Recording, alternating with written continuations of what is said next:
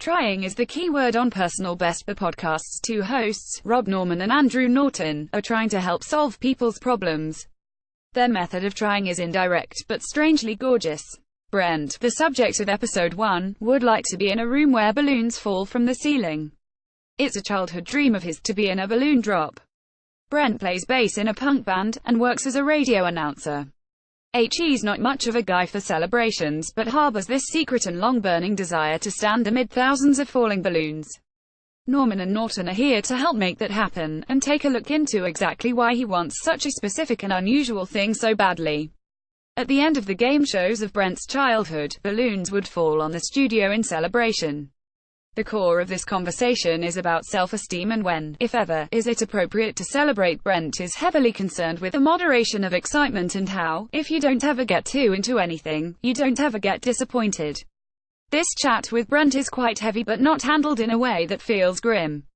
Norman and Norton's hosting is so buoyant and optimistic that we are happy to be carried through this absurd quest to experience a balloon drop, littered with interviews and explorations of what it is to celebrate. The hosts talk to an actual celebrant about what it takes to incite a celebration, and take a sociological look at what happens to us if we don't stop to raise a glass every now and then, and why we really should. They also decide they want to interview the writers of the iconic party song Celebration, Kool and the Gang, but relatively obviously could not secure them for interview. Instead, they secure a chat with a singer from a cover group, Kool as the Gang, who talks them through what it takes to make a song that lifts people into celebration. They have decided, by this point, to write Brent a song about celebrating. The query that runs through these interviews and conversations is, why can't people celebrate? What stops people from giving into, and expressing, joy or relief when things go well? These are big questions handled with incredible lightness and playfulness. By the midpoint of the episode, things are spiraling away from the original balloon drop conversation, but because of all the raw charm and charisma of the hosts, most especially their earnestness, listeners will without doubt be willing to follow them from celebration tangent to celebration tangent. Narratively, it's an uncommon feeling to realize, halfway through an episode, that you have no idea how this story is going to end. This is excellent storytelling by any podcast standards.